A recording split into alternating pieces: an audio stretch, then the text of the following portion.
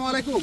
আমি আমাদের এখন জমিতে ঘাস লাগানো হয়েছে, প্রায় 50 শতকের মতো ঘাস লাগাইছি এবং ঘাস আসে কাটা হচ্ছে। হ্যাঁ, অলরেডি আমরা ঘাস কাটলাম। ঘাস কাটার ক্ষেত্রে যেটা অবলম্বন করবেন, অবশ্যই দক্ষিণ সাইড থেকে ঘাস কাটবেন।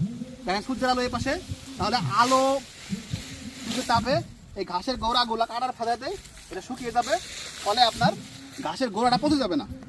এখন ঘাস কাটার পরে যেটা করবেন, আপনি অবশ্যই এই ঘাসের কাটার পরে যদি সম্ভব হয় তাহলে একটা ছত্রাকনাশক এই ঘাসগুলো গোড়া দিয়ে স্প্রে করে দিবেন। মানে 5 দিন কাটলেন, 5 দিন পরে একটা স্প্রে করে দিলেন।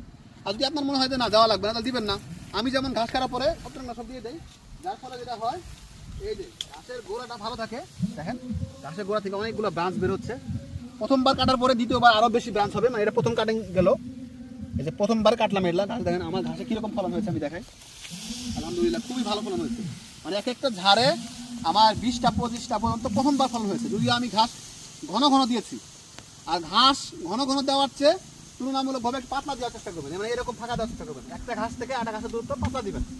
আর যদি আপনার জমি যদি ভালো হয়, উর্বর জমি হয়, তাহলে লাইন থেকে লাইনের দূরত্ব দিবেন হলো 36 ইঞ্চি, ঘাস থেকে ঘাসের দূরত্ব দিবেন 1.5 থেকে 2 ফিট।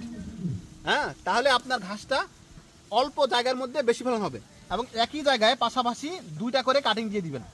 মানে মোট 4টা চোখ এভাবে থাকবে, এখানে একটা, এখানে একটা, এখানে একটা, এখানে একটা। তাহলে আপনার একটা ঝাড় হবে বড়, বেশি ফলন হওয়ার চান্স থাকবে। আমি যদিও আগের বার এই সিরিয়ালি এভাবে কেটেছি, তারপরেও মানে আমার ফলন আলহামদুলিল্লাহ খুব ভালো হয়েছে। এবং ঘাস কাটার পরে আপনি যখনই ঘাসটা একটু সময় হবে আপনার, তখন এই ঘাস মাটিগুলা, এই যে আমি মাটি দেখেন নরম করে দিয়েছি।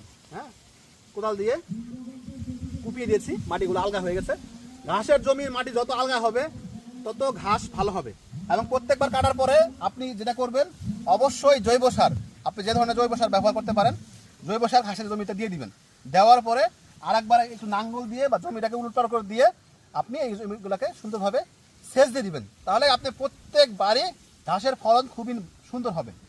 ধরেন আপনার যদি খরচ 5,000 হয়, ঘাস আপনার আসবে 40,000 টাকা। সেই হলো ব্যাপার। আলহামদুলিল্লাহ আমার ঘাস দেখেন আমি যত্ন ভালো করেছি। দেখেন ফলন খুব, প্রথমবারই এই পরিমাণ ফলন হয়েছে। মানে এরকম এরকম ছোপ হয়েছে। একটা ঝাড় দেখেন কী পরিমাণ ফলন, এই পরিমাণ একটা একটা একটা ইয়ে থেকে হয়েছে। এই যে আজকে আমরা ঘাস কাটতেছি, হ্যাঁ, দক্ষিণ সাইড থেকে কাটতেছি সবসময় ঘাস। আপনারাও দক্ষিণ সাইড থেকে ঘাস কাটবেন অবশ্যই। আমার দেখেন দ্বিতীয় কাটিংয়ের ঘাসগুলো দেখাই আপনার। যদি আপনি এভাবে কাটেন, আর কাটার ক্ষেত্রে যেটা করবেন, একদম গোড়া ঘেঁষে কাটবেন। একেবারে গোড়া ঘেঁষে কাটবেন। আমি একটা যদি দেখাই, যেমন এই ঘাস যদি আমি দেখাই, আপনি কীভাবে কাটবেন, এভাবে চাকু চালাবেন, কাঠি চালাবেন, একেবারে গোড়া ঘেঁষে কাটবেন। একটু থাকলে থাকলো, একটু থাকলে থাকলো। হ্যাঁ, যত গোড়ায় কাটা যায়, মানে শীতকালের ক্ষেত্রে। আর